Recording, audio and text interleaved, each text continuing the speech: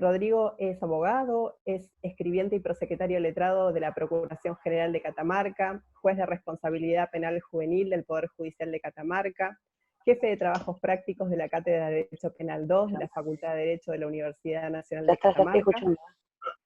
actual Listo. consejero directivo de la Apaga. Facultad de Derecho de la Universidad Nacional de Catamarca, diplomado en Magistratura Judicial, Teorías y Técnicas de la Decisión del Caso Justiciable, especialista en Defensa Penal Pública, especialista en Derecho Procesal Constitucional, actual miembro de la Mesa Nacional de Asociación de Pensamiento Penal, actual miembro de la Red de Jueces del UNICEF, actual miembro de la Asociación Argentina de Magistrados, Funcionarios y Profesionales de la Justicia, de Niñez, Adolescencia y Familia. Y hoy nos toca hablar un poquito sobre la incorporación del enfoque de justicia restaurativa en los procesos judiciales, con las experiencias innovadoras que Rodrigo nos pueda comentar. Les queríamos avisar, antes de darle la palabra, que una vez que termine la charla que nos va a dar Rodrigo Moravito, vamos a abrir el espacio de chat para que ustedes nos puedan hacer llegar sus preguntas.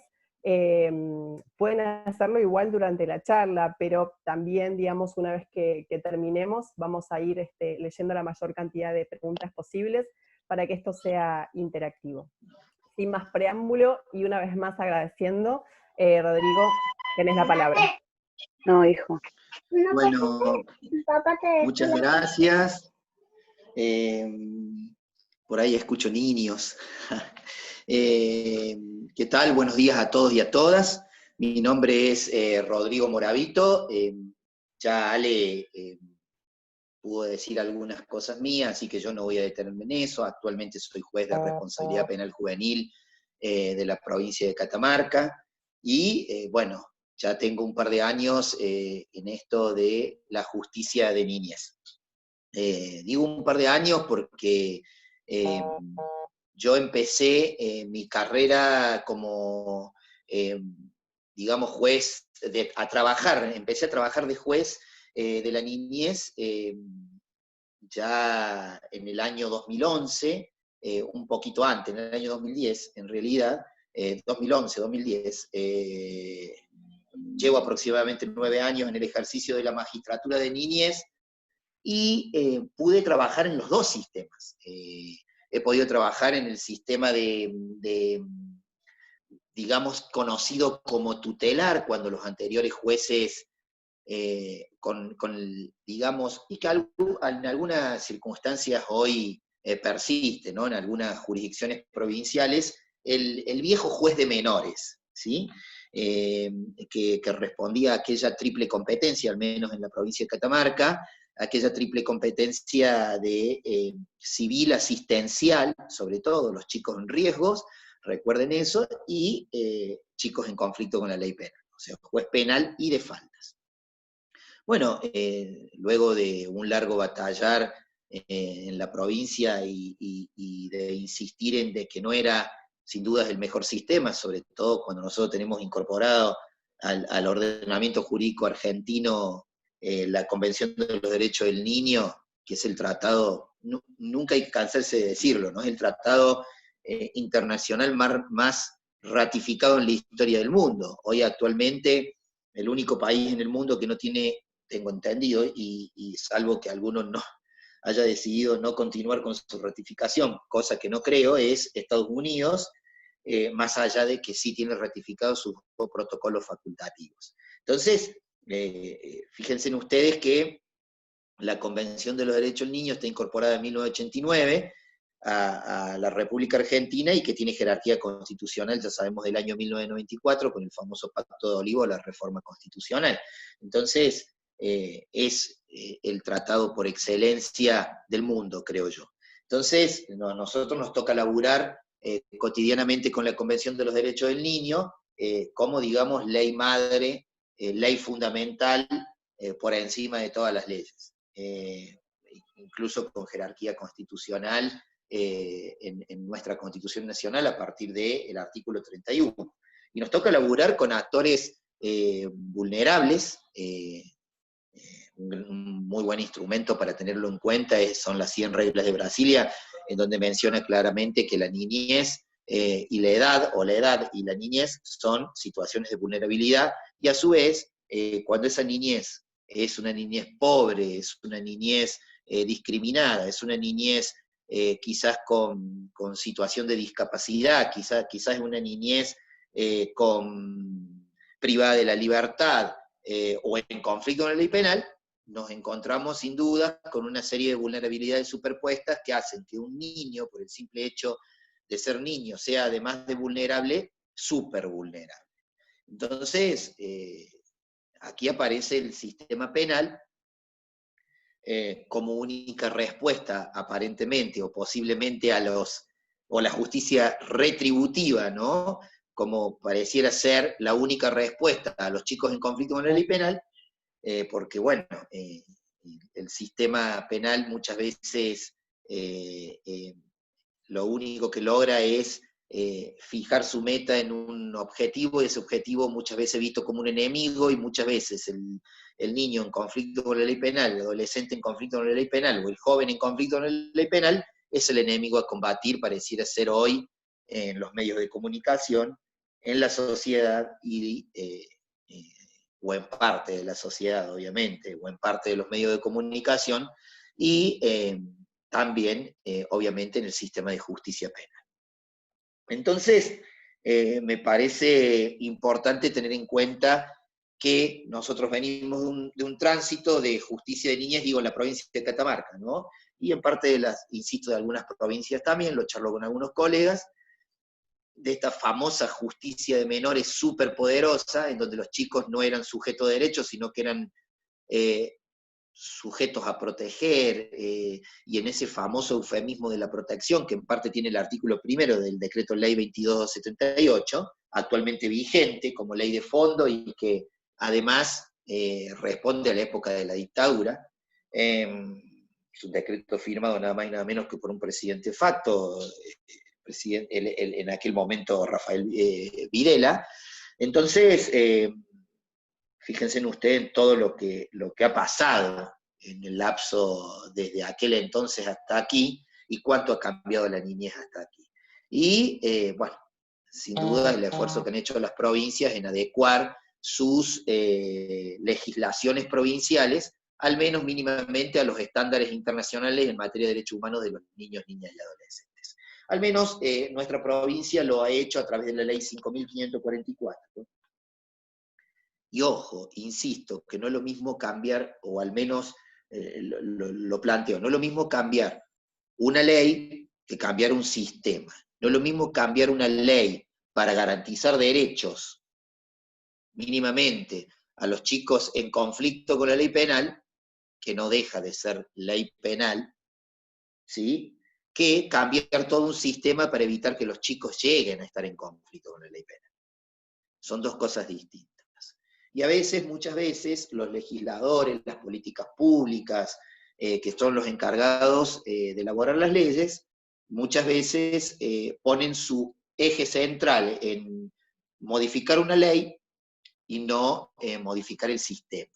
Y digo esto porque fíjense ustedes que muchas veces vemos en los gobiernos nacionales, provinciales, desde muchos años, no es una crítica, o es una crítica constructiva, de decir, bueno, que al menos desde mi provincia, y creo que pasa en la mayoría, dar o dotar de móviles, de armas, y de hecho hay visibilización de esto a través de actos públicos o actos oficiales a la policía, ¿no? Que no está mal.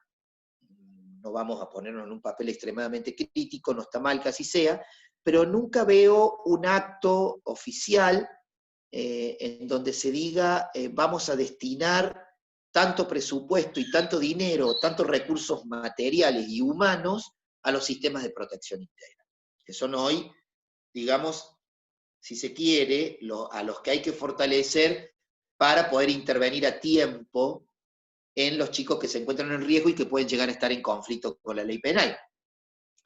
Y, obviamente, digamos, el fortalecimiento, si se quiere, de la ley penal, o la adecuación de la ley penal a los estándares internacionales de derechos humanos, como última ratio, porque evidentemente la justicia penal tiene que intervenir luego de una serie de fracasos de cadenas sociales, en donde no es posible, obviamente, abordar el joven desde otro punto de vista que no sea a través de, digamos, algún enfoque desde el punto de vista de la justicia penal. Que ese enfoque no necesariamente, o no tiene que ser por regla general, al menos desde mi opinión, desde el punto de vista retributivo, o aplicando una de las sanciones clásicas que son, previo que, obviamente, previa declaración de responsabilidad penal, que son la prisión. No, la mediación es un instrumento como para ejercer la justicia restaurativa. No es solamente la mediación, ¿me entendés? Y después otra cosa, te habló un profesor. Hola. Claro, pero lo que pasa es que... Sí, hola, ¿se me escucha ahí? Perdón, se había acoplado una charla. Sí, que hablaba sobre mediación también. A tono, sí, digamos. Bueno, perdón, pero venía bien, se venía escuchando bien, ¿no es cierto? Excelente. Perdón. Bueno, entonces continúo. Entonces, bueno, no es solamente ver, al menos desde la justicia penal, el enfoque solamente retributivo.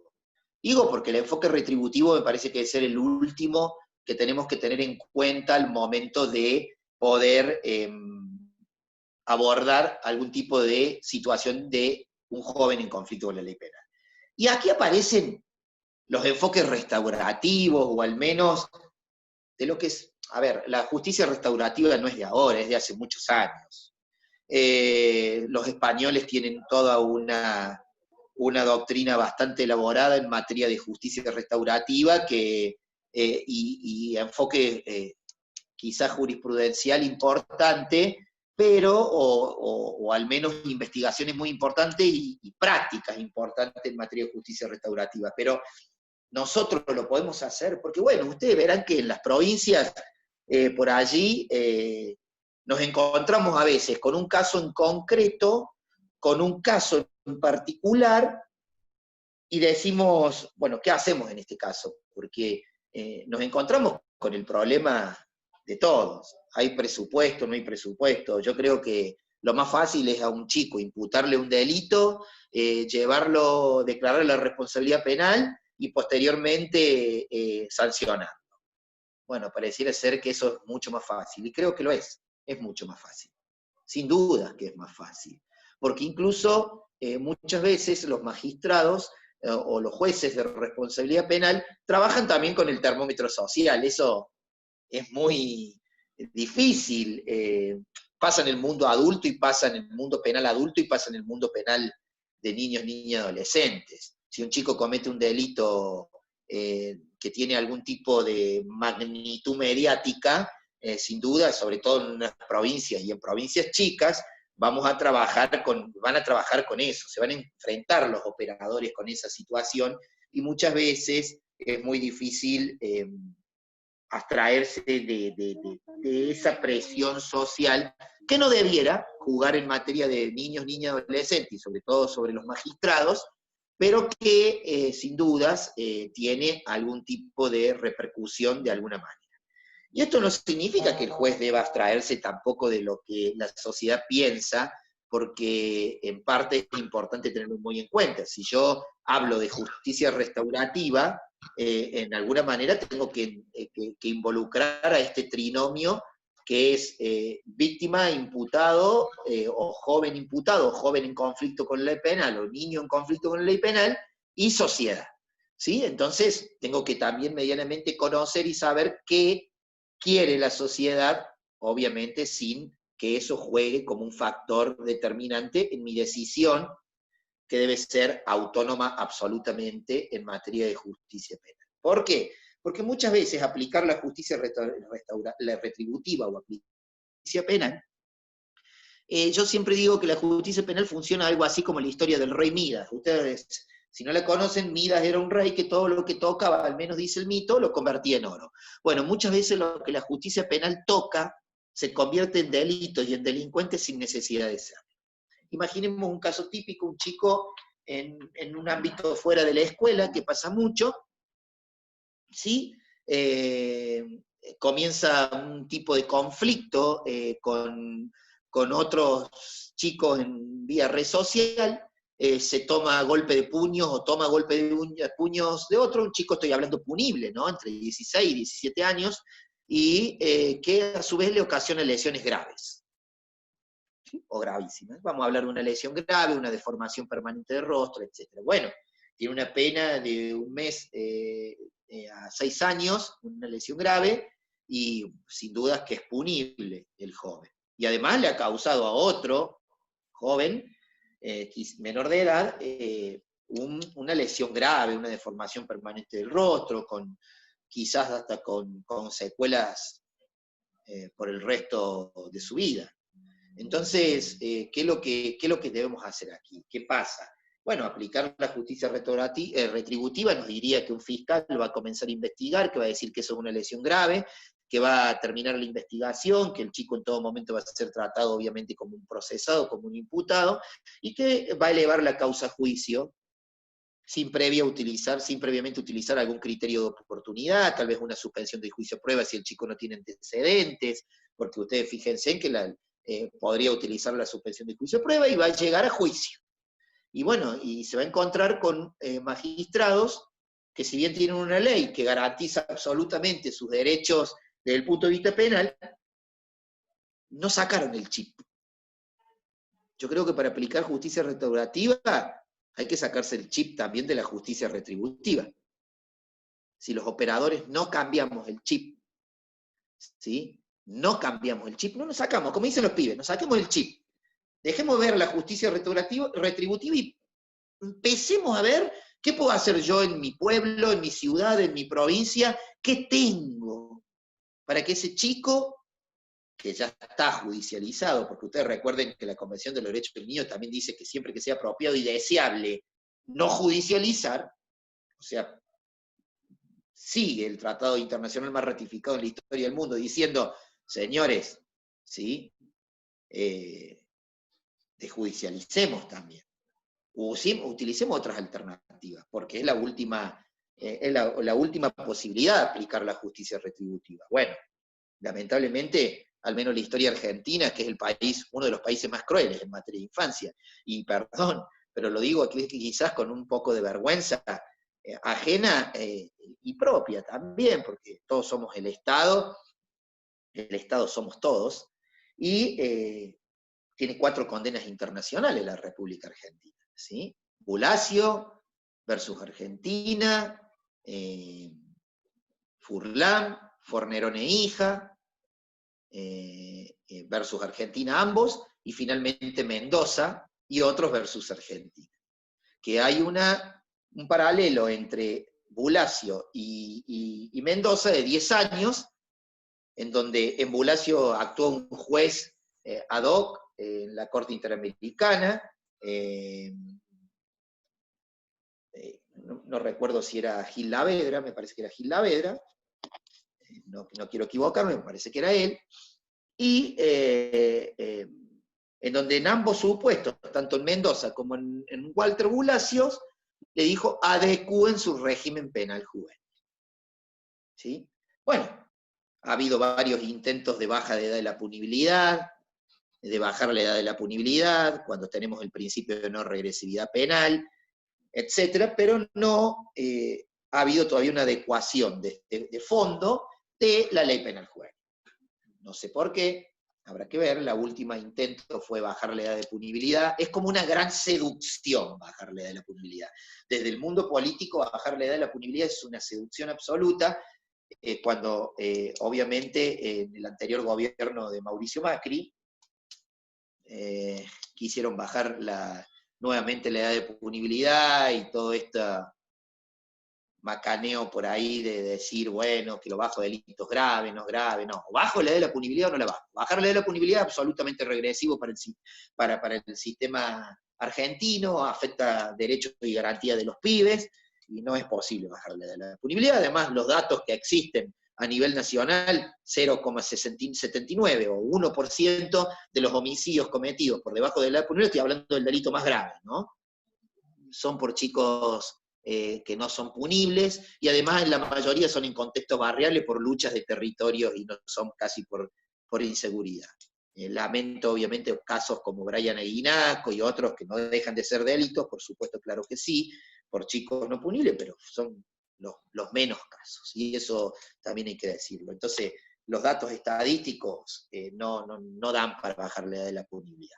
Entonces empecemos a cambiar las prácticas a partir de aquí de la justicia penal. Y un enfoque, insisto, restaurativo no es para nada desagradable, con lo que tenemos, con lo que podemos, solamente hay que tener voluntad. Las normas están. Si ustedes me dicen, esa famosa por ahí, chicana judicial, no, pero no hay una ley que lo diga. Bueno, no, sí, lo dicen los tratados internacionales, que yo mal no recuerde, la Convención de los Derechos del Niño forma parte de nuestro ordenamiento jurídico interno, las reglas de Beijing, las directrices de Riad, ¿sí? Y muchas, las reglas de Tokio, ¿sí? Que son, creo yo, las reglas madre por excelencia de justicia restaurativa, y empezar a hablar un poco de esto de las justicias autóctonas. A ver, lo autóctono, lo nuestro, la justicia catamarqueña, la justicia chaqueña, la justicia bonaerense, porque las justicias autóctonas son las que conocen al pibe y al caso. Y hay pibes que lo conocemos en reiteradas oportunidades. Hay muchos pibes que son multireiterantes. ¿Me explico? En el delito. Pero bueno, ¿funcionó respecto de ellos alguna vez un enfoque restaurativo? Le di la importancia al pibe que realmente él necesita, lo escuché, le hice valer su derecho a ser escuchado, conforme dice la Convención de los Derechos del Niño. ¿Qué me dice el interés superior? Porque parece que son todas palabras de buena crianza, ¿no? Pero para aplicarlos en la práctica, en un caso en concreto y en particular, es muy difícil. Yo siempre recuerdo varios casos que tuve. Un día tuve un caso de unos pibes que estaban enojados con una maestra, bastante enojados, no sé por qué, y le rompieron el vidrio del aula. Bueno, a ver, esto es en mi anterior función como viejo juez de menores. ¿Qué puedo hacer acá? Porque, bueno, tuve dos casos en particular. Y otros más. Bueno, los chicos, obviamente, la maestra los había denunciado, debían responder por varias, algunas otras cuestiones, amenazas, daño, tenían varias cuestiones. Los pibes también tenían su carácter, ¿sí? Vamos a decirlo así. Entonces, bueno, en algún momento digo, ¿puedo llevar algo de mediación sin tener mediación? No teníamos mediación en ese momento en la provincia de Catamarca. Actualmente la ley penal juvenil, la 5.544, que es muy nueva, creo que es la más moderna en este momento del país, tiene varios enfoques desde el punto de vista del sistema acusatorio, tiene principios de oportunidad, por ejemplo, para el Ministerio Público Fiscal. Ya vuelvo al caso, ¿sí? Tiene suspensión de juicio de pruebas, tiene mediación, tiene conciliación, o sea, y le impone al juez, incluso de responsabilidad penal juvenil, terminar, que esto es lo importante, tratar de terminar, o al fiscal en realidad, el conflicto penal antes con un sistema alternativo que llegar a una pena. Y el juez, cuando llegue a una pena, porque el delito es grave, porque los pibes también cometen delitos graves, también hay que decirlo eso, o sea, no podemos vivir en un romanticismo del derecho penal, ¿sí?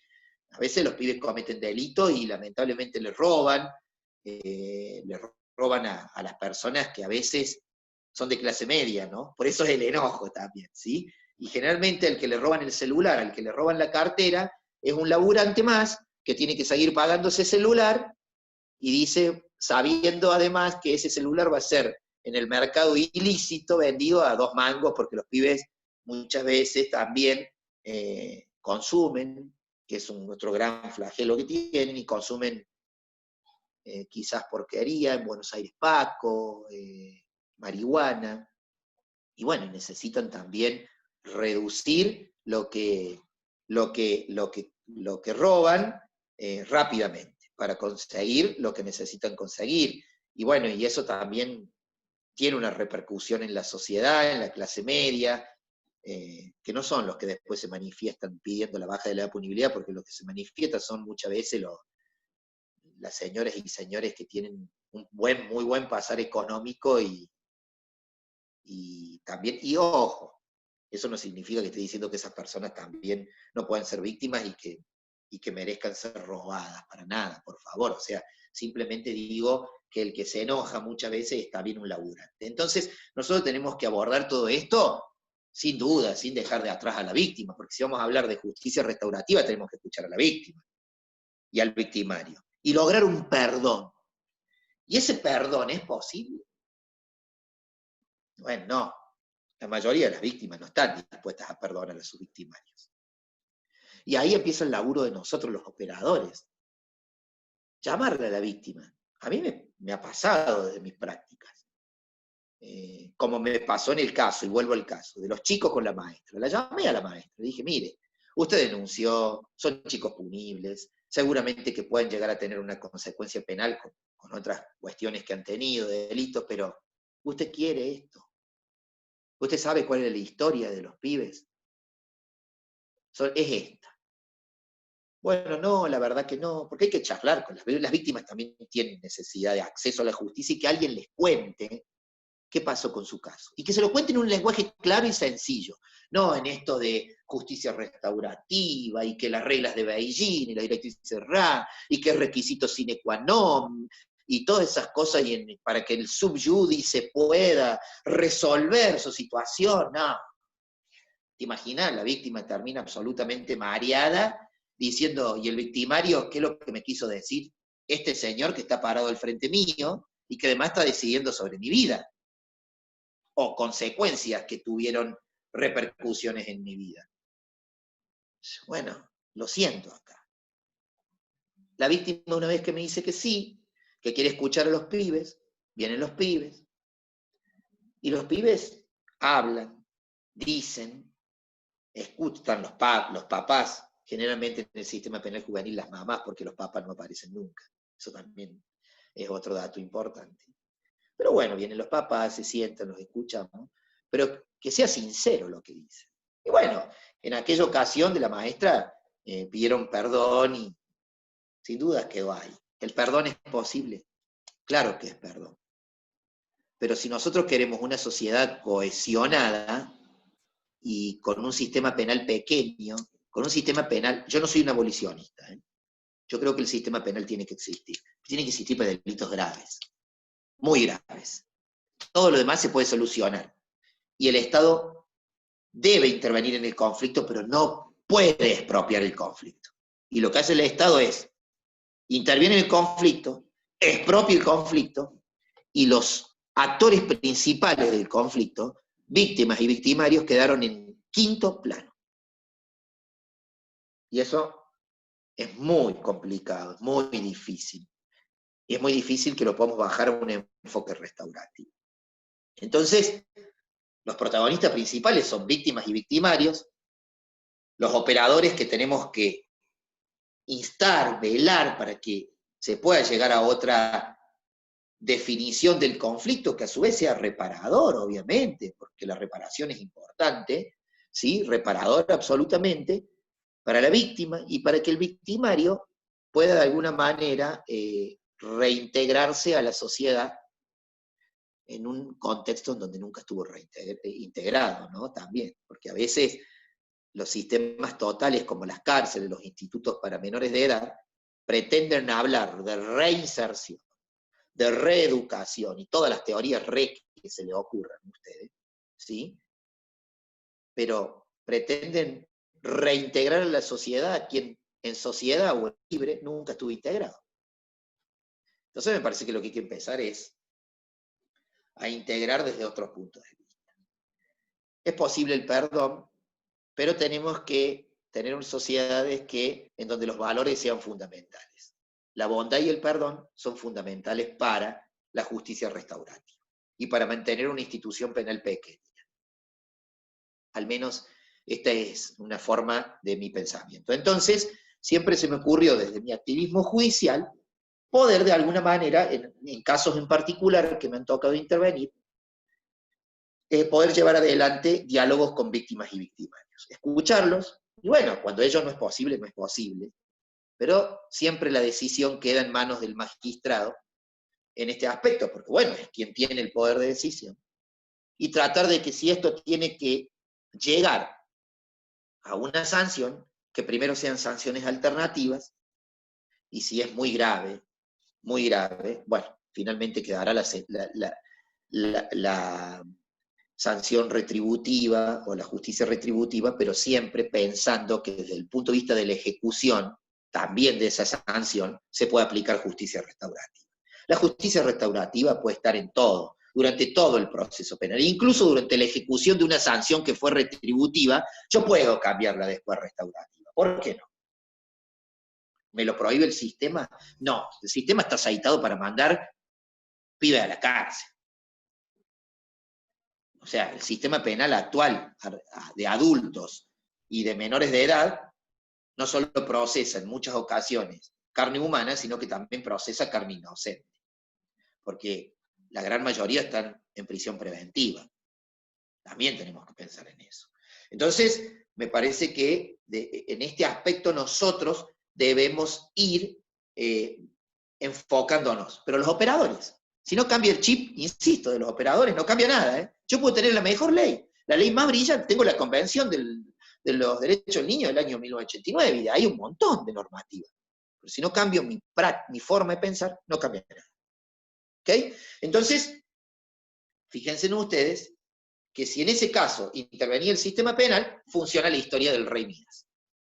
El sistema penal iba a tocar a esos pibes, los iba a procesar, los iban a encanar, como dicen los pibes, de alguna manera, los iba a procesar, le iban a aplicar una sanción retributiva, y pum, y de repente teníamos pibes marcados.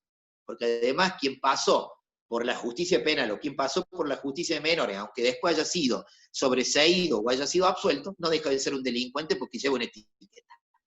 Lamentablemente sacarse las etiquetas es muy difícil.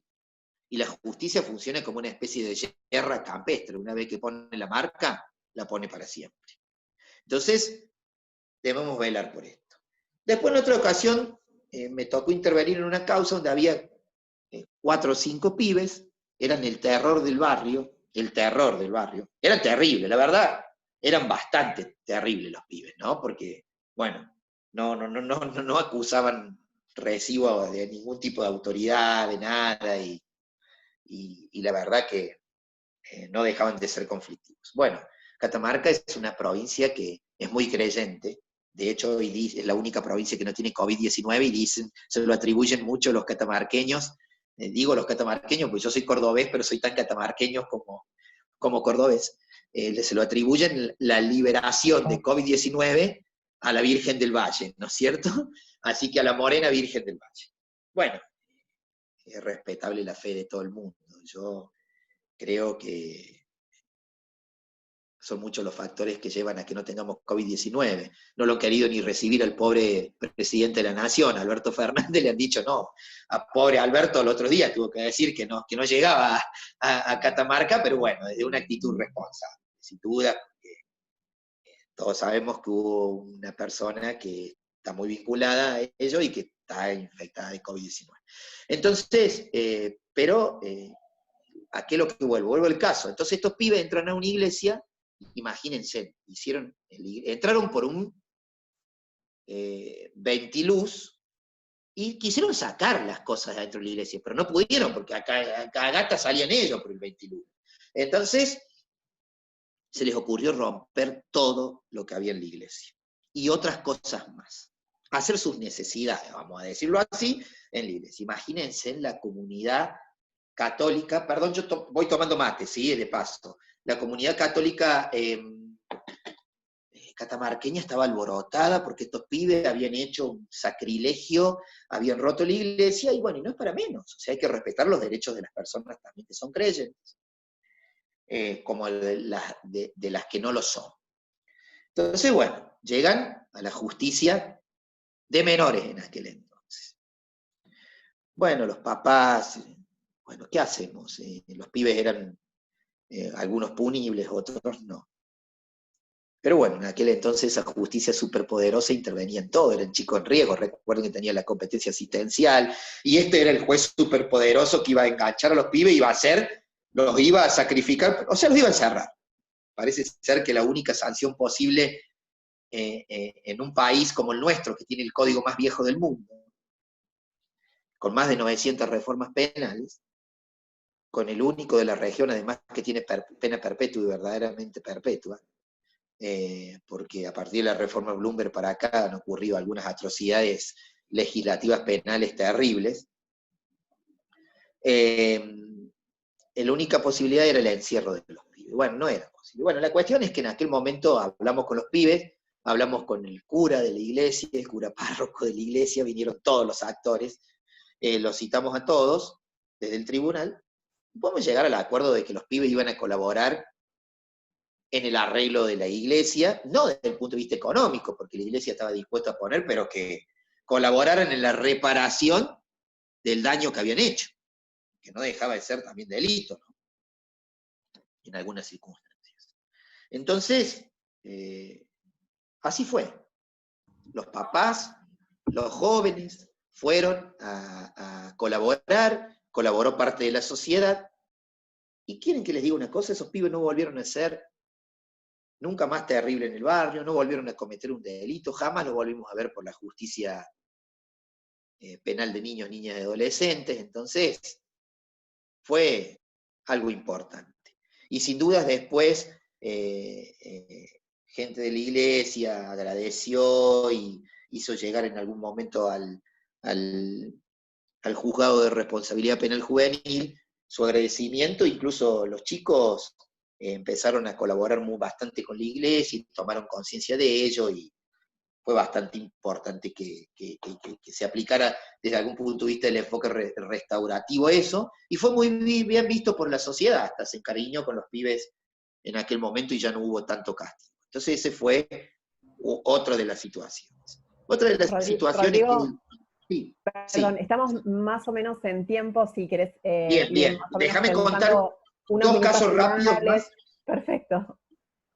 Dos casitos más rápido, muy rápido. El que más se ríe Miguel, que siempre se ríe, que es este de donde me tocó intervenir, donde unos pibes salen de una fiesta de joda, disfrazados, ¿sí? Uno de ellos disfrazado de cowboy, pretenden abordar un taxi.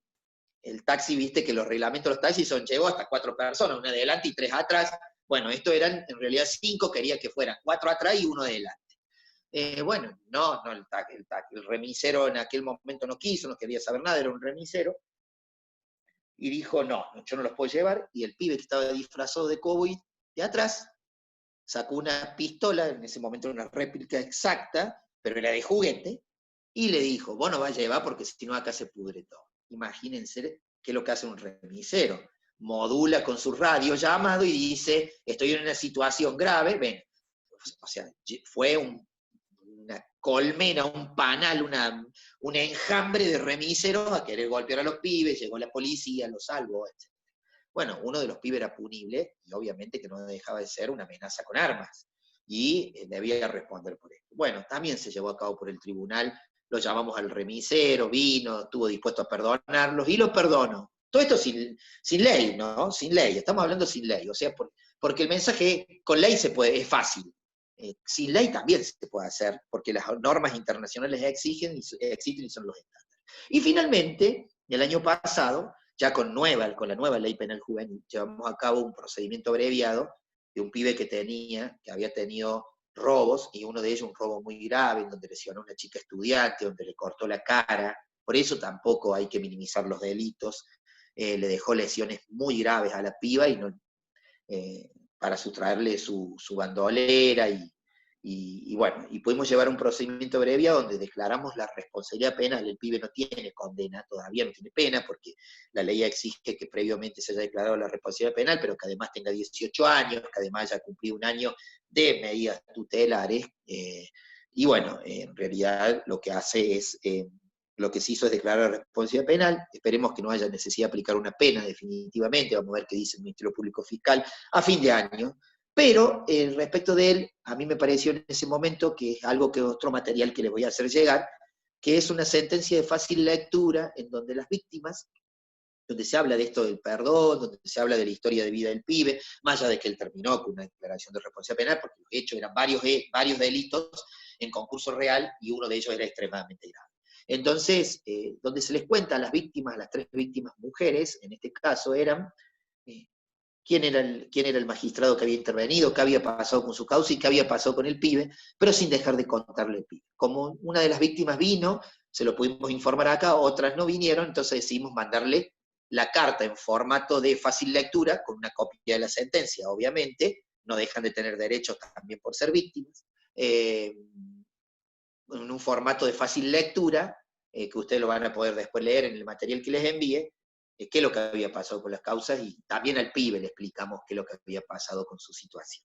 ¿Sí? Ya veníamos interviniendo, era un pibe multireiterante que hace muchos años, incluso con sentencias anteriores de urgente intervención estatal y de desidia estatal, así fueron caratuladas, pero bueno, el Estado, lamentablemente, aún cuando no era punible, no pudo intervenir, no intervino, o intervino con esas medidas raras y que no llegan a funcionar, y bueno, aplicamos también una especie de enfoque restaurativo, retributivo acá, porque en parte también hubo una declaración de responsabilidad penal, pero bueno, vamos a tratar de que cuando llegue el momento de la pena, no se aplique. Bueno, eso era parte del mensaje, antes de que Ale me vuelva a pegar otro chicotazo, y decir que se puede. Con lo poco que tenemos se puede, pero depende de nuestra cabeza y de nuestra voluntad de poder hacerlo como operadores, ¿no? Gracias. Bueno, Rodrigo, muchísimas gracias por tus palabras, por tu tiempo. Ahora vamos a dar lugar a las preguntas, pero no quería dejar de resaltar algunas cuestiones de tus palabras que realmente me impactaron mucho.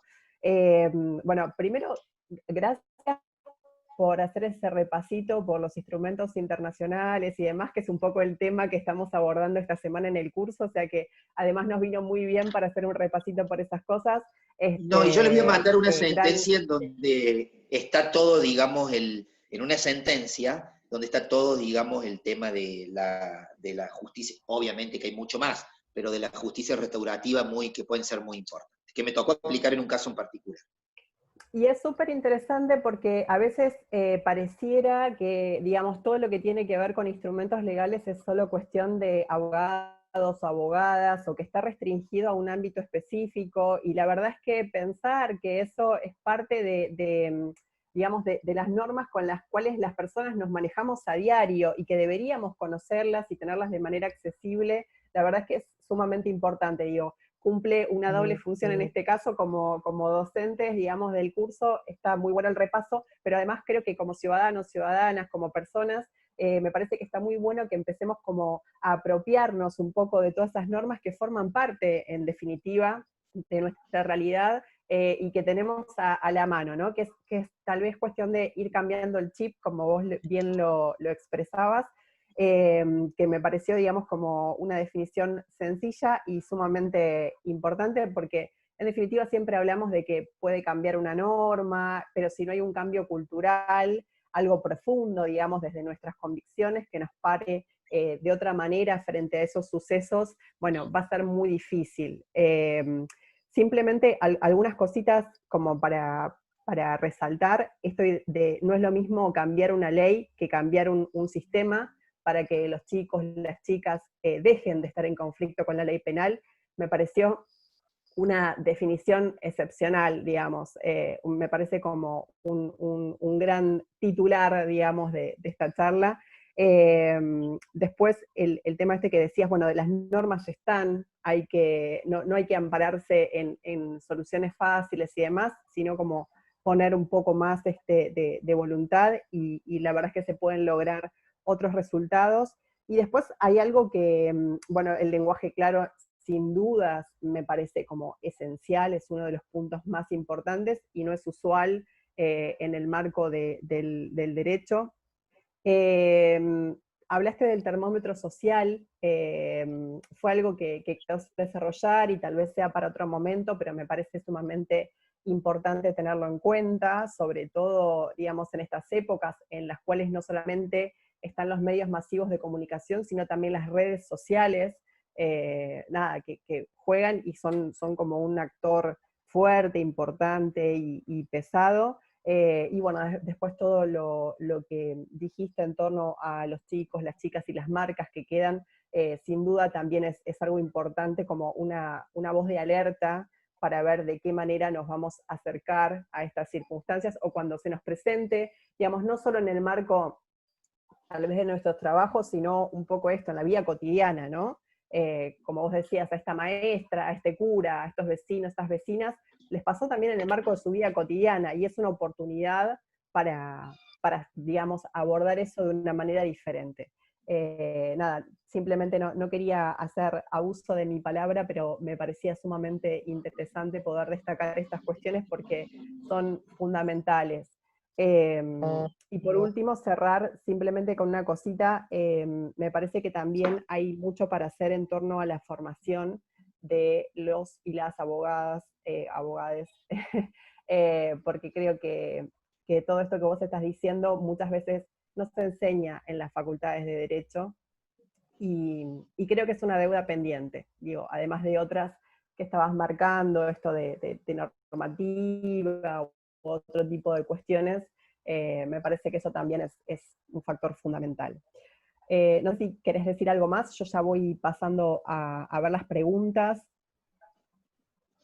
No, yo simplemente vos, Ale, ya hiciste eco de las palabras. A mí me parece que, insisto en esto, me parece que los operadores del sistema, de los operadores del sistema dependen mucho. O sea, la justicia tiene un rol preponderante, y no por algo es uno de los poderes más críticos, o más criticados, perdón, del Estado. Me parece que tiene que abrir un poquito las reglas de juego, tiene que abrirse un poquito la sociedad, porque, a ver, los derechos se frustran muy fácil. O sea, las leyes prevén derechos humanos esenciales, que un pibe vaya a la escuela. Por ejemplo, hoy en día, que los pibes, digamos, puedan acceder al derecho a la educación. Bueno, pero hay muchos pibes en situación de pandemia que no tienen posibilidad de acceder a sistemas al Internet, que además la Organización de las Naciones Unidas ha establecido que la Organización de las Naciones Unidas, sí, ha establecido que el acceso al Internet es un derecho humano. Entonces, vos fíjate que por ahí no tener acceso a Internet es una de las posibilidades. Por ejemplo, yo tengo que, desde un sistema de protección, llevar a un pibe, acompañarlo a que haga un tratamiento por adicciones, ¿sí? Ambulatorio. Bueno, a veces no tengo la nafta suficiente. Mirá qué fácil que se juntan con los derechos, porque el Estado muchas veces también en materia de niños, niñas y adolescentes funciona como la fachada de las telenovelas. Por delante una casa hermosa, que vos la ves siempre, pero por detrás no hay nada. Está sostenido con 2 palitos. Entonces, bueno, por detrás está ese perro feroz, ¿me entendés? Atroz, ¿sí? Que es el sistema penal, aguardando que por esa fachada o ese filtro del sistema de protección, que lamentablemente a veces no tiene nada, la estoy esperando con unas fauces así de grande para decir, me trago al pibe, me lo como y lo mando a la cárcel porque el sistema falló. Bueno, ese sistema penal, cuando pase este filtro, que es el sistema de protección, bueno, tiene que estar abierto a soluciones restaurativas, a soluciones que beneficien a todos, ¿no? Incluso al pibe en conflicto, o al pibe o a la piba, ¿sí? En conflicto con la ley penal. Entonces me parece que una vez que tengamos ese doble filtro, y bueno, un poco va a cambiar. Y también visibilizar a la sociedad qué es lo que hacemos, qué es lo que pasa, qué es lo que ocurre. Y necesitan que los magistrados, magistradas y magistrades, vamos a decirlo así, para no dejar de lado el lenguaje inclusivo de género, también lleguen a la sociedad y bajen a la sociedad con un lenguaje claro y sencillo. Si yo empiezo a hablar en latín, en el Iura Curia Novit, todavía en esas cosas, ¿me entendés? En el sine qua non, usted sabe que la red furtiva, que al final no sabe si es realmente un delito contra la propiedad o una vaca que huye, ¿me entendés? O alguna cosa de esa. Entonces, la gente no entiende, necesita que la justicia llegue a un lenguaje claro. Mira, ¿sabes qué? eso no significa perder la tecnicidad, porque después aparecen los que dicen, no podemos perder el lenguaje técnico. No, significa decirle a alguien, escúchame, Roberto, Rosa, Teresa, ¿sabes por qué aplicamos esto respecto de vos? ¿Sabes por qué? Porque en realidad vos cometiste esta conducta, hiciste con esto que vos hiciste, le ocasionaste un daño a Ramón, y con ese daño Ramón no va a poder volver a ser el mismo. ¿Sí? Y por eso vos cometiste este delito. ¿Que sabes cuál es este delito? Es esto. ¿Me parece? Una de las preguntas que nos llega dice, ¿es posible la justicia restaurativa cuando una de las partes no tiene la voluntad de someterse a esta alternativa? Bueno, yo creo que la justicia restaurativa tiene un enfoque fundamental. Viste que por ahí dicen que por excelencia es la mediación, la conciliación, y yo para mediar necesito dos partes con voluntad y acuerdo. Bueno, pero no solamente se reduce la justicia restaurativa solamente a la mediación, sin dudas que no. Bueno, no, a ver, puede haber otras soluciones restaurativas. La restauración no significa solamente que las partes estén de acuerdo, hay muchas víctimas que no están dispuestas a perdonar a nadie, y mucho menos a mí me robaste, me arrastraste por el suelo, un pibe motochorro, me arrastraste, me lesionaste y podría haberme matado, y encima te llevaste mi cartera y encima querés que te perdone. Ni loco. Y es justo eso también, claro que sí. ¿Por qué no? Ahora me parece que ahí los magistrados, cuando ya van a abordar el conflicto, pueden aplicar otros enfoques reparatorios. ¿Sí? Decir, bueno, a ver qué estás dispuesto a hacer, en vez de ir a la justicia penal. ¿Sí? Aplicar una sanción penal clásica, prisión en suspenso, etc. Tiene sanciones alternativas. Yo, la semana pasada, le apliqué a un pibe que venía por varios delitos, sanción alternativa. O sea, no va a ir a la cárcel, no va a tener no va a tener condena en suspenso, ni tampoco menos pena privativa de la libertad, pero sí va a tener una sanción alternativa, como por ejemplo volver al colegio, realizar oficios para aprender algún oficio, como por ejemplo tal vez hacer en la medida que lo pueda, alguna devolución desde el punto de vista comunitario también, ¿entendés? No sé, andá a pintar una plaza y hacer un dibujo divino en una pared, qué sé yo. Me parece que hay que echar mano y pensar, porque también la justicia restaurativa, cuando no hay acuerdo de parte, también nos exige una creatividad, ¿sí? Desde el punto de vista de la justicia penal. Entonces decir, bueno, a ver qué puede hacer este pibe. Por algo, las justicias autóctonas conocen, digo autóctonas porque conocen mucho su realidad social. Los jueces hoy no pueden resolver, no son esos que se ponen la peluca, la toga, y no me toca a nadie porque si no yo pierdo la imparcialidad y pierdo la... No, loco, los jueces salen del laburo, van al almacén, charlan con el almacenero, con el carnicero, y charlan muchas veces con la gente o con familiares que también están diciendo, no, vos le aplicaste esa pena. Yo a veces, bueno, vivo solo, pero yo tengo mis 3 hijos que me dicen, papá, hizo tal cosa, ¿por qué le perdonaste? No le perdoné. Le dije, esta es tu sanción, que me parece la más justa. Viste que cuando vos le preguntás a las personas, ¿qué quiere? ¿Usted qué espera? ¿Que esto llegue a alguno o que se haga justicia? Bueno, la justicia es algo tan relativo, lo que para algunos justicia es para otros no es justicia, pero yo lo que tengo que tratar es de ser lo más proporcional y justo al caso concreto. No puedo mandar en cana, vamos a decirlo así, a todos los pibes, ¿entendés? Y hay que abandonar esa lógica de que los jueces son malos y solamente quieren encanar a los pibes. No, hay jueces que son jodidos, que quieren encanar a los pibes, ¿sí? Y hay jueces que no son tan jodidos y que quieren darle una solución a todo, y que a su vez todos salgan contentos y felices, como en los cuentos. Rodrigo, una pregunta más en torno a algo que veníamos hablando. Una de las participantes dice, ¿cómo hacer para que el cambio de chip sea uniforme? Ay, y no, en eso no es muy difícil. ¿Saben por qué? Porque es como pretender salir a la calle y decir, a partir de ahora todos vamos a ser buenas personas. ¿Pueden ser las malas personas buenos jueces? Sería la pregunta. ¿O pueden ser las buenas personas más? Y bueno, todo puede pasar. Puede haber que ser mala persona y ser un buen juez, no sé. No, difícilmente que eso pueda congeniar, ¿no? Pero No, no creo, es muy difícil. Creo que es un trabajo, sí, es un trabajo diario, es un trabajo constante, es un trabajo arduo, es comerle la cabeza al magistrado todos los días. Hay una muy buena serie que sacó en algún momento la TV pública, que se llamaba La Defensora. Está muy buena, véanla. Pero me parece que la justicia restaurativa viene ganando terreno, a paso lento, pero lo viene ganando, y es importante que día a día podamos ir cambiando. Es difícil cambiar el chip de todos los magistrados y magistradas, sobre todo cuando hay gente que se ha formado en paradigmas viejos, ¿no es cierto? También le cuesta, pero bueno, pero eso no es una cuestión de la edad. Ojo, hay gente que a pesar de la edad aplica justicia restaurativa. Es una cuestión, un trabajo de todos los días, cotidiano, de decir, yo me tengo que incorporar y tratar de incorporar al otro. Che, ¿viste lo que hizo? Bueno, perdón, no es de egocéntrico, pero ¿viste lo que hizo Rodrigo Moravito en Catamarca? ¿Por qué no lo podemos hacer acá? ¿Viste lo que hizo Alejandra en Buenos Aires? ¿Por qué no lo podemos hacer acá? A ver, veamos. Y si no, y antes de decidir, lo llamemos y le preguntemos.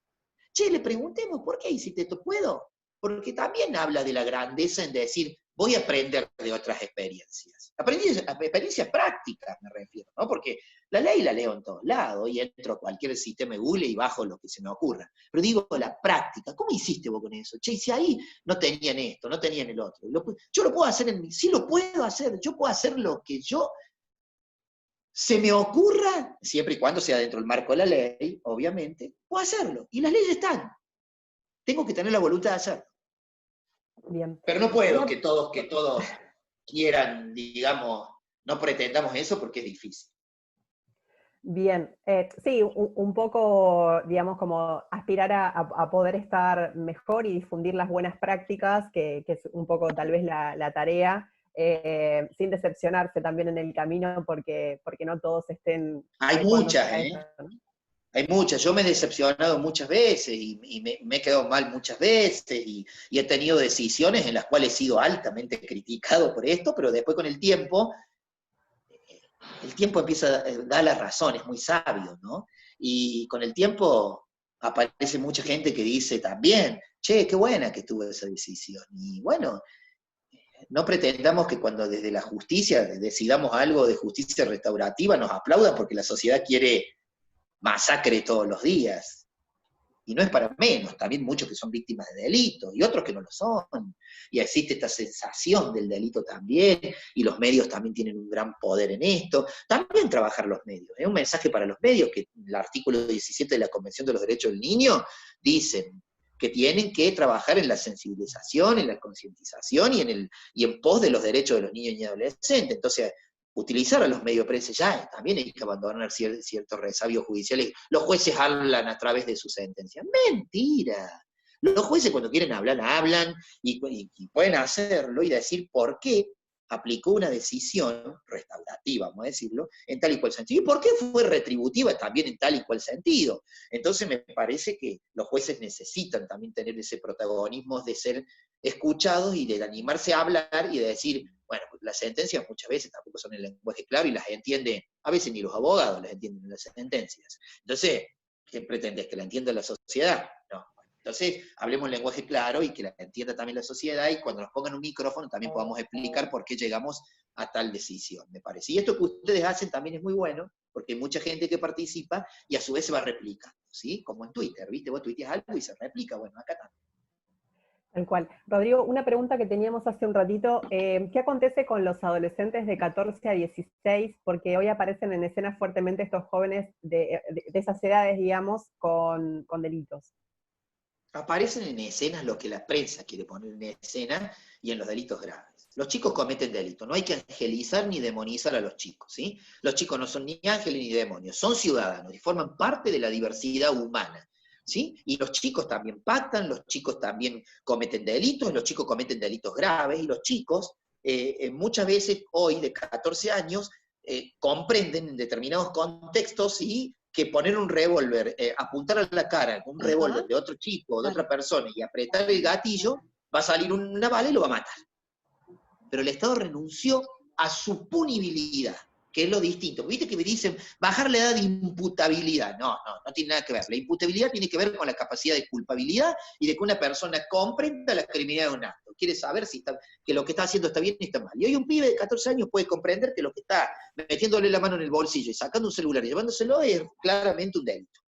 Lo que el Estado ha renunciado es a su sanción, porque cree que previamente hay otras alternativas a la sanción, y después de la justicia penal abordada también hay otras alternativas. Incluso, habiéndose aplicado una sanción, se puede después, posteriormente, cambiar esa decisión de responsabilidad penal por una de responsabilidad restaurativa, vamos a decirlo así, o por una cuestión restaurativa. Entonces, yo creo que puede operar la justicia restaurativa en todo momento, ¿sí? En todo momento. Entonces, creo que respecto de los pibes de 14 y 16 años, y ya ha habido muchísimos enfoques de muchos expertos importantes, que la última hace muy poquito, ¿no? Hace muy poco, el año pasado, no sé, durante el gobierno anterior, dijeron no a la baja de la edad de la punibilidad con notables fundamentos. Incluso a mí me invitaron en aquel momento cuando se debatió en la legislatura, dijeron que no era posible. Bueno, me parece que entre los 14 y 16, ¿sí?, que están en delito fuerte, hay que activar el sistema de protección en libertad, obviamente. No puede haber responsabilidad penal, no puede haber ninguna consecuencia penal. Más allá de que el artículo 1 de la 2278 dice que el juez lo mismo podrá disponer, valga la palabra, disponer, se dispone de cosas, no de personas, ¿sí? Entonces, habrá que buscar alguna alternativa ahí, pero me parece que hay que trabajarlo fuertemente desde los sistemas de protección integral a esos pibes. Y bueno, no son todos los pibes de 14 a 16 los que cometen ese tipo de delitos. Aparecen en escena alguno que otro que por ahí comete un delito grave, que bueno, en ese caso en particular hay que abordarlo, insisto, en el sistema de protección, ¿sí? Perfecto. Bueno, Rodrigo, estamos, digamos, como con los minutos medio contados, y la verdad es que entendemos que también vos, por lo que nos adelantaste hace un ratito, estás ocupadísimo siempre, pero hoy en particular, o sea que no queremos como robarte más tiempo. Hay muchos cursantes que están preguntando por tus materiales, a hacer llegar eso. Lo único que quería consultarte es, vos decís, los jueces no solo hablan por sus sentencias, ¿dónde te leemos? ¿Dónde te leen las personas? Bueno, yo tengo varias cuestiones. Yo generalmente escribo bastante para libros y para esas cosas, pero no menos. Yo creo que cada 2x3, si vos por ahí googleás, si querés leerme, googleame, ¿viste? Como dicen los pibes ahora. No, yo generalmente simplemente cuando voy a las charlas, transmito mi experiencia, transmito mi forma de ver la justicia muy sencilla. Imagínate que a mí mis amigos, mis colegas fiscales, tengo muchos amigos fiscales, jueces, en el ámbito del Poder Judicial de Catamarca y del país, y me dicen, pero vos sos un antisistema, ¿no? El otro día charlábamos con Martiniano Terrani, con Germán Martín, con varios chicos que en una charla que también tuvimos para la Universidad Nacional de La Pampa, y cuando ellos hablan de activismo judicial, dicen, no, bueno, pregúntenle a Rodrigo que él tiene mucho. Yo creo que, bueno, van a poder leerme ahora en el material que les envíe, en cuál es mi lógica de pensar. Obviamente le voy a mandar sentencias, que está bueno porque está el caso práctico y está el caso, no les voy a mandar normas, porque o artículos doctrinarios, porque esas cosas son aburridas, ¿sí? No porque quien los escribe, porque hay cosas muy interesantes. Yo leo bastante cosas interesantes, pero sí le voy a mandar sentencias, porque está el caso práctico, el caso que abordamos y cuál fue la decisión y cuál es mi forma de pensar y ver la justicia. Mi forma de pensar la justicia es de una forma muy sencilla, muy amplia, y donde yo le puedo dar respuestas a las víctimas, porque merecen una respuesta, y no pueden ser eternos convidados de piedra, y a los victimarios. Y creo que el sistema penal, insisto, tiene que ser pequeño. Y creo todavía en valores como la bondad y el perdón, aunque a veces resulte tan difícil en estos tiempos tenerlo en cuenta, por parte de la gente. Porque no todos creen de que haya que sacrificar a los pibes, ¿entendés? Hay muchas personas que no creen en esto. y que sinceramente creen que siempre se puede hacer algo. Bueno, las esperanzas siempre están intactas. Así que el material que yo les manden, me podrán leer y le voy a mandar mi mail, y el que me quiera escribir, me escribe. También me buscan en las redes sociales, por ahí van a encontrar algunas cosas en las redes sociales de mi filosofía de vida, que no son tan de la justicia, tan desde el punto de vista judicial, pero también Rodrigo Moravito en Facebook, en Instagram, y también en Twitter, y bueno, y tengo mis opiniones, que pueden ser obviamente discutidas, no compartidas, pero opiniones al fin. Perfecto. Rodrigo, para quienes googleen se van a encontrar también con un artículo de Lundart muy, muy lindo y muy ilustrativo sobre un poco esta perspectiva que nos compite. Te agradecemos muchísimo, de verdad, el tiempo, y muchas gracias a todas las que estuvieron compartiendo con nosotros esta mañana. Un abrazo enorme y seguimos en contacto. Gracias a todos, y el artículo de Lucía estoy muy agradecido, pero me parece que es demasiado generosa, y compararme con Bonadío es un poco fuerte, digamos. Hola, pero me encantó el artículo, y no sé, no conozco a Lucía, pero la verdad que me parece, sí conozco su profesión y su trayectoria, y me parece con todo el respeto, sí lo voy a decir, una tipa brillante, y estoy extremadamente agradecido, y bueno, y gracias. El artículo también puede ser un material para que pueda leer la gente. Gracias, muchas gracias. Hola, Rodri. Sí, hola. Hola, sí. Liliana te habla. Liliana. ¿Cómo estás, hola, Rodri? Liliana, ¿qué haces? Muy bien, ¿y tú? Qué alegría poder ver bien. Me tiene la corrida, Ale y Miguel me tienen a las corridas. Salgo de un juicio, me vengo a la charla, ahora me vuelvo a un juicio, así estoy. Parezco los cantantes de cumbia, viste, que tienen que ir a varios lugares así en una noche, más o menos. Bueno, yo estoy así, en varios lugares a la vez. Sí, pero ahora no vas a poder ir, viste la problemática que tienen en Córdoba, así que la cumbia, viste, que tanto nos gusta. Bueno, también pasa por un momento.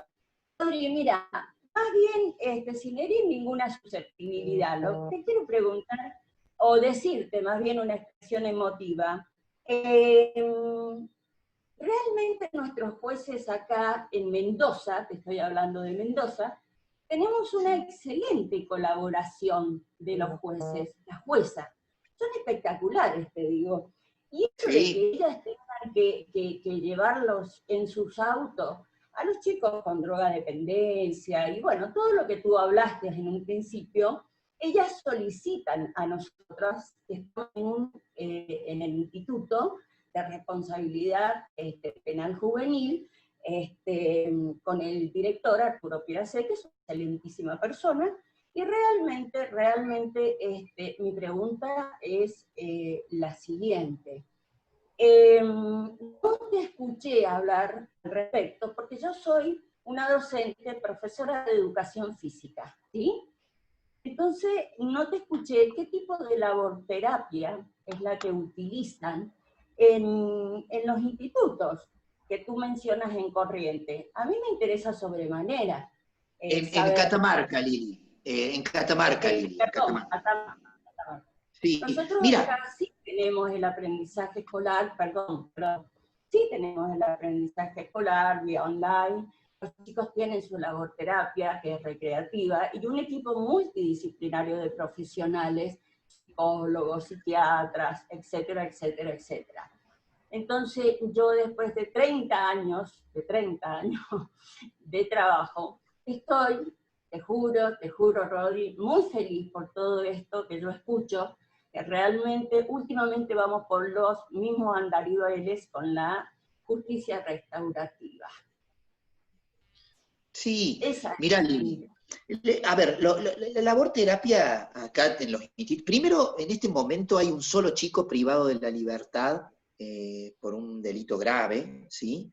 En este momento con declaración de responsabilidad penal, en donde estamos trabajando fuertemente. Pero era un chico que a su vez era tan multireiterante, porque ya viene desde muy chico, era el caso que les mencionaba, que tenía 2 sentencias de mi parte para que intervenga el Estado, etcétera, etcétera, etcétera. Él está privado de la libertad, semi privado de la libertad, porque es un centro semiabierto prácticamente, o semicerrado, vamos a decirlo así, y además está con todas las actividades de ir al colegio, de realizar actividad física, vos que sos profe de educación física, actividad física, ¿por qué? Porque ¿qué es lo que nos pasó? Cuando llegó el tema de las medidas, ahora con el COVID-19, de obviamente mantener todos los chicos en resguardo y estas cosas, entonces, como no había otro pibe, digamos, no hay otro pibe privado de la libertad, solamente está él, dijimos, bueno, vamos a permitirle las visitas cotidianas en la casa, pero bueno, va a tener que volver al instituto, pero ¿por qué? Sencilla razón, porque a quien lesionó él, y a su vez a quien le robaban, los otros robos son todos vecinos de la vuelta a la casa, digamos, o sea, al lado de la casa, a la vuelta a la casa. Entonces, bueno, hay todo un tema con eso también, era complicado. Entonces, él, al estar en el instituto, empezó a excederse de peso, que es otra cuestión. Poco común hoy en los establecimientos carcelarios, porque viste, más bajan de peso que suben de peso. Entonces dijimos, bueno, a ver, otro de los temas de laborterapia es hacer actividad física, trabajar con un nutricionista y salir a caminar, digamos, porque acá el Instituto de Menores está no en Capital, sino ahí a, no sé, a 5 kilómetros de aquí, por decir. ¿Sí? Hola, ¿me escuchas? Así que, Rodrigo, sí, Miguel. Sí. Disculpas que te tenga que interrumpir, pero en breve tienen que estar usando este espacio de sala, parte de la Secretaría. Así que si querés dejarnos en todo caso tu mail y se los pasamos a la gente si es que alguien quiere hacerte alguna consulta. Dale, les dejo mi mail. No sé si acá mismo se los paso a ustedes y ustedes se lo pasan. Bueno, ustedes lo tienen, Miguel, no sé, como ustedes quieran. Dale, perfecto. Sí. Bueno, y Lili, perdón, pero tenemos todas las labores terapia y estamos trabajando en eso, ¿sí? Porque si no me quedo con las ganas de contestarle a Lili. Un fuerte abrazo.